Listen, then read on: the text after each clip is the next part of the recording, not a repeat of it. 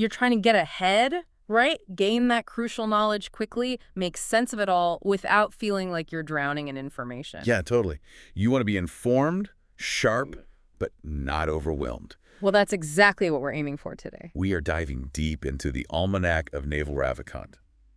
And really, you can think of it as a kind of curated wisdom collection, all focused on wealth and happiness. Gathered from what, like over a decade of his thoughts, tweets, blog posts, podcasts. Exactly, all pulled together. And Naval Ravikant, for anyone maybe not familiar, he's the CEO and co-founder of AngelList, co-founded other big names like Opinions. Right, and an early investor in huge companies, Twitter, Uber, the list goes on. He's definitely been in the mix. Yeah. And the almanac itself, it wasn't written by him directly, but by someone deeply inspired by his ideas, wanting to make them accessible. So it's like a distillation of his core principles. Precisely.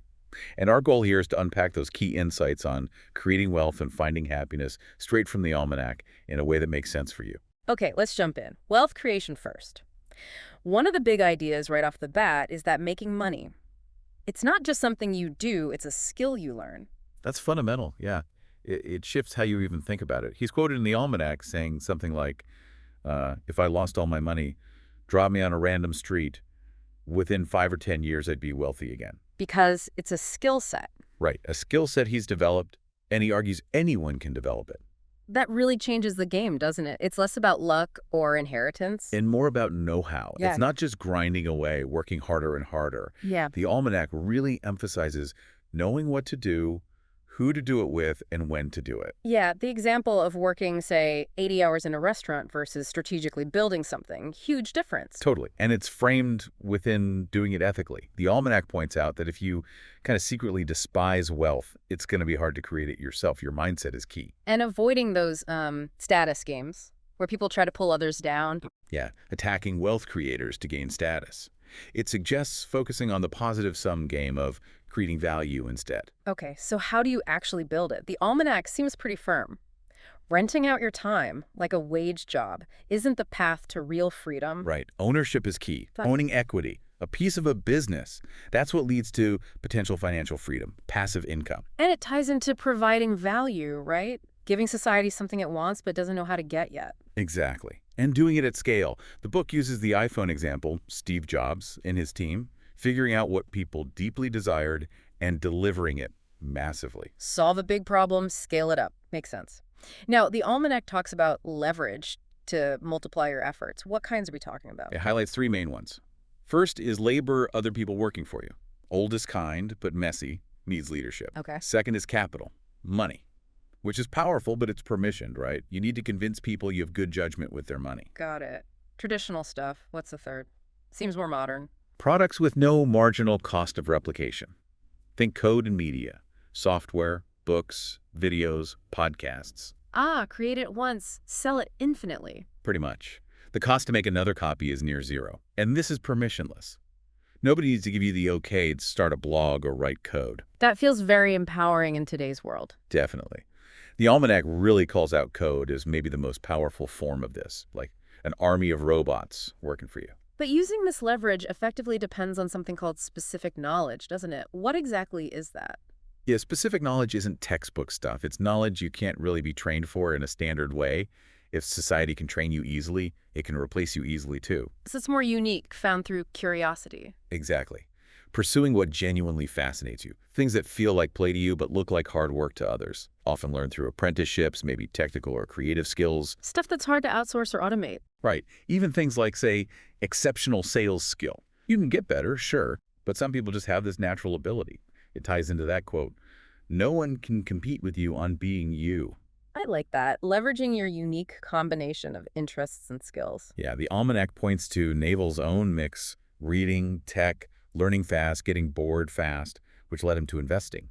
It's about finding your niche. So it's less about studying the right thing years ago and more about being able to become an expert in something new relatively quickly, like 9-12 months. That's the idea. Though foundational skills, math, English, persuasion are always key. But yeah, deep mastery usually only happens in 1 or 2 things you're genuinely obsessed with. This leads nicely into another idea. Playing long-term games with long-term people. Compound interest, basically, but applied way beyond just money. How does that work for relationships or knowledge? Well, the argument is that all the big returns in life, wealth, relationships, knowledge, come from that compounding effect over time. Think about business relationships. Building trust consistently can open huge doors later on. Like the Elad Gil example, treating partners well brings more deals. Exactly. It's about finding that 1% in different areas, work, learning, relationships, where you can go all in and let that compound interest work its magic. Consistency and trust over the long haul. Okay, next up, accountability. Crucial. The Almanac really hammers this home. You need to embrace accountability, take risks under your own name. That's where the rewards are. Equity, leverage, responsibility. It comes back to ownership again, doesn't it? Equity versus wages. Totally. If you're just renting your time, your income is capped by hours worked you don't earn while sleeping or on vacation. Ownership gives you that upside potential, that non-linear earning possibility. Even those high-paid professionals, like doctors, the ones who are truly wealthy, often own the practice or some IP. Exactly. They own the upside. Okay, let's talk judgment. This feels important, but maybe harder to define. It is.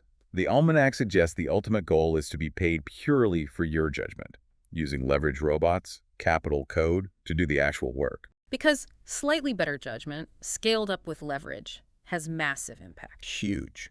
Think of a CEO's decisions. Good judgment, demonstrated over time with accountability. That's how you build a track record like Warren Buffett's. Yeah. It requires prioritizing long-term thinking. Which connects to prioritization and focus, setting a high personal hourly rate. Yeah, even if it's aspirational at first. Act like your time is incredibly valuable. Factor it into every decision. So you outsource or just don't do the stuff that falls below that rate. Right. Even when you're young and maybe don't have much money yet, cultivate that mindset. Value your time intensely. And then there's this idea, which I really like, finding work that feels like play. Yes. Doing things for their own sake. Oh. The Almanac argues this paradoxically leads to your best work, and often financial success follows. Like that story where the year Naval supposedly worked least hard, but focused on enjoyable projects, was his most productive financially. It's about following genuine intellectual curiosity, not just chasing trends. Figure out what society needs but doesn't know how to get, and deliver it at scale. And build your brand by giving stuff away while you wait for the right moment. Yeah, share your work freely. Build that reputation. Okay, let's quickly revisit leverage, labor, capital, and those zero marginal cost products. Right. And the key distinction is permission. Labor is messy, capital needs permission, but code and media are permissionless, more egalitarian. So optimize for independence, not just pay. That's the ideal. Independence plus accountability for your output. In this age of leverage, judgment trumps sheer hours. Leveraged workers can be insanely more productive. So the 40-hour week is kind of obsolete for knowledge work, more like sprint and rest. That's the argument. Find roles where your output is measured, where you control your time, where leverage is possible product development, sales, not roles where input directly equals output like basic customer service. And this all feeds back into getting paid for judgment. Slightly better decisions, scaled up, yield massive rewards. Demonstrated judgment builds credibility, opens doors. Think Buffett again. And finally, on the wealth side, patience. Crucial. It's not get rich quick. It's slow, steady accumulation. Applying specific knowledge with leverage consistently over time. Takes time. And mindset is key too, right? You can't hate wealth and expect to build it. Be optimistic. Yeah, optimists tend to do better. Avoid the zero-sum status games. Focus on positive-sum wealth creation. Surround yourself with successful people by adding value to them first. The internet's enabling more self-employment too. Better to try and fail as an entrepreneur than never try. That's the spirit the Almanac encourages. And retirement isn't just about stopping work. It's reframed as stopping the sacrifice of today for tomorrow, when today feels complete. Could be savings, low expenses, or just loving what you do. But be wary of just lusting after money itself. Right, it's a bottomless pit. Make enough to solve money problems, buy freedom, but don't constantly upgrade your lifestyle just because you can. Freedom is the goal. What about luck? Aim to succeed. In 999 out of 1,000 universes make it deterministic, not lucky. But understand the types of luck, especially the kind you make through reputation and integrity. Good people bring you opportunities.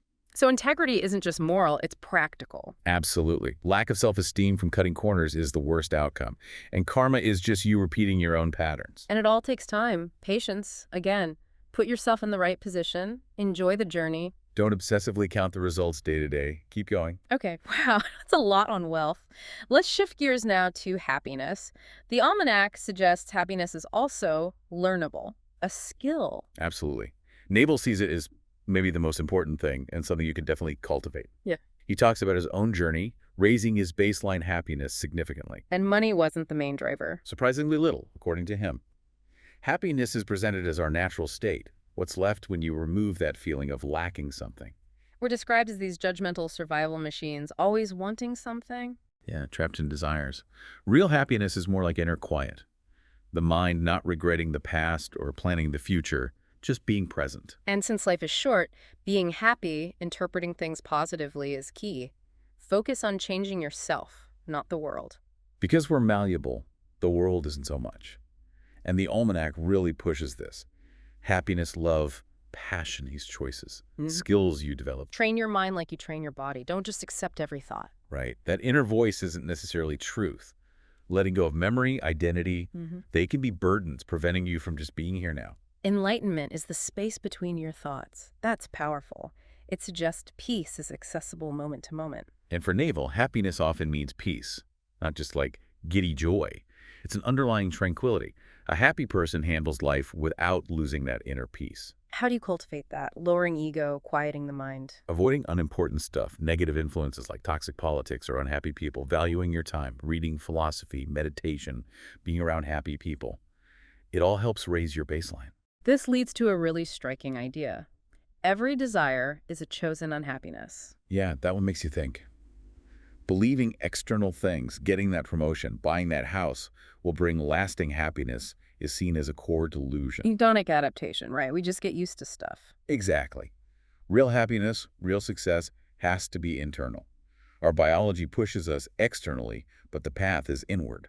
So success doesn't automatically equal happiness. We keep playing external games even after they stop mattering. Driven by survival instincts and that hedonic treadmill. True success might just be finding peace, like the Buddha, being able to sit quietly and be content. Peace comes from letting go of trying to solve every external problem. Right, and a huge barrier is envy. The Almanac advises ditching the shoulds, guilt, social programming. Life's a single-player game, ultimately. Your experience is yours alone. Jealousy fades when you're okay being you. That's the idea. It's a choice. Maybe not one society rewards easily, but it leads to peace. So how do we build these happiness habits? It's about conscious effort, avoiding triggers too much booze, sugar, negative social media, being aware of dopamine loops, actively reading about happiness. And practical tricks. Meditation, sunlight, smiling, questioning desires. Yeah, asking, is this really that important? Cutting caffeine for stability, daily workouts for mind-body peace, judging less, telling friends you're happy. That consistency bias thing, saying it helps make it true. Also tracking obligation versus interest time. Yeah, and limiting news, staying optimistic about bigger trends, avoiding zero-sum games like politics and status chasing. Natural serotonin boosters too, son. Exercise, positive thinking. It's all connected. For changing habits, focus on one big desire at a time. Don't get scattered. Peace comes from a clear mind, right now. And that trick for annoyances, asking what's the positive or what's the lesson. Training your brain to find the upside automatically. Finally, this idea of futility, but in a good way. Kind of, yeah. Accepting nothing lasts forever, no legacy. Empires fall can actually bring peace. Life's a game, enjoy it now. Choose positive interpretations. Dwelling on unhappiness is a waste of precious time. Keep deaf in mind, but don't be morbid. Exactly. When ego flares up, remember history. Just enjoy yourself, do good, love, laugh, appreciate this moment, do your work. Okay, let's try and wrap this up. Key takeaways. Wealth is a learnable skill. Think of ownership, leverage, specific knowledge, long-term games. And happiness is also a learnable skill. It's about inner peace, managing desires, conscious choices, and building good habits. It's internal. And seriously, we've only scratched the surface here. The Almanac itself goes much deeper. It's worth exploring further. Definitely. We really encourage you to check it out if this sparked your interest. So maybe take a second now, think about one thing from our chat today about wealth or happiness that really clicked for you. What stands out? And if you want more, look up Naval Ravikant on Twitter, find his podcast, check out resources online. There are great curated collections from the Almanac available too. Because ultimately, this is an ongoing journey, right? Learning these ideas, figuring out how to apply them. It doesn't stop here. As the Almanac suggests, keep learning, keep thinking, and keep working towards a life that feels both prosperous and genuinely content.